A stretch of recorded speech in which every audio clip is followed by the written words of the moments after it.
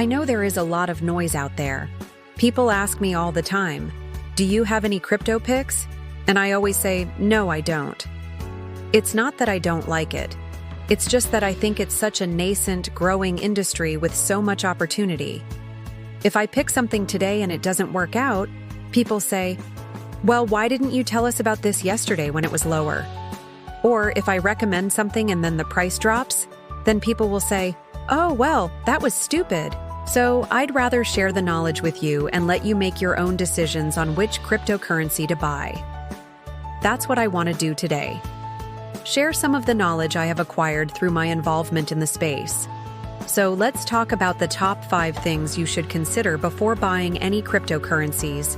And yes, I said top 5 because you shouldn't be buying just 1 or 2. You should be buying at least 5, preferably more. We want diversification. We want to mitigate risk. You don't want to put all of your eggs in one basket. The first thing to consider is whether this project has its own blockchain. If they do, then great. This means that this project has a public distributed ledger. They have a consensus mechanism. They probably have smart contracts. And if they do, then you can look into what kind of programming language they use.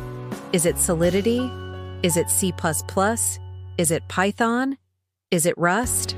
Because the better the programming language, the better the smart contracts, the less likely there is going to be exploits, bugs, glitches, and hacks. But if the project does not have its own blockchain, then you should ask yourself, are they a Layer 2 scaling solution? Are they a Layer 2 application built on top of an existing blockchain like Ethereum? Or are they somehow involved in the infrastructure of a larger ecosystem? Because if you invest in a Layer 2 scaling solution, or application, or infrastructure, then you're getting exposure to that parent chain as well. And that's a good thing. So you can get exposure to Bitcoin by investing in a Lightning Network startup. You can get exposure to Ethereum by investing in a Polygon Matic or Arbitrum or Optimism. And these are all examples of indirect exposure to these large-cap cryptocurrencies. The second thing to consider is, are they a Layer 1, a Layer 2, or a Layer 3? A Layer 1 is something like Bitcoin, Ethereum, Solana, Avalanche, Cardano. These are all protocols, platforms where developers can build applications on top of.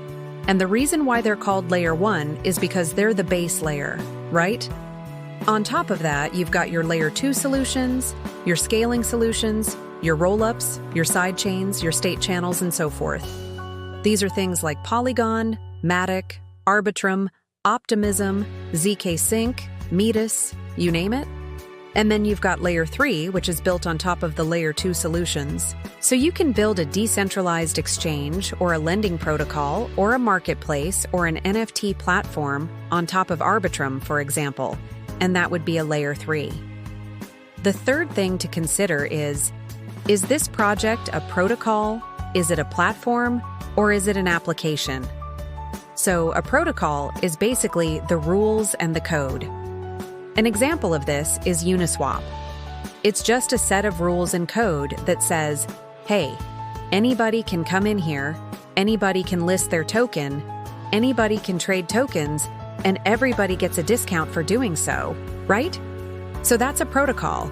It's really just the rules and the code. Then you've got platforms. Platforms are more than just the code. They have actual infrastructure. They might have their own servers, their own hardware. They might employ a team of people who maintain the platform. And an example of this is something like Rarible. Now, this is an NFT marketplace. It's actually a platform where you can view NFTs. You can buy them. You can trade them. You can even create your own. But it's a platform. It's not just the code. So the difference between Uniswap and Rarible is that Uniswap is just the code. Anybody can take this code. Anybody can launch their own instance of Uniswap. It's open source, right? Rarible, though, is a platform. They have their own servers, they have their own marketplace, so you can't really replicate them. There's only one Rarible. Then you've got applications, and applications are really just front ends. Okay, so they're just user interfaces. So imagine, for example, I want to interact with the Uniswap protocol. Well, I can go to Uniswap.org, I can see all the different tokens that are available for trading. I can choose which ones I want to trade, how much I want to trade, click, done. It's that simple. Now, if I want to interact with the V1 version of Uniswap, which is no longer being developed but is still in use, then I can't go to a website because it's not a website. It's a smart contract.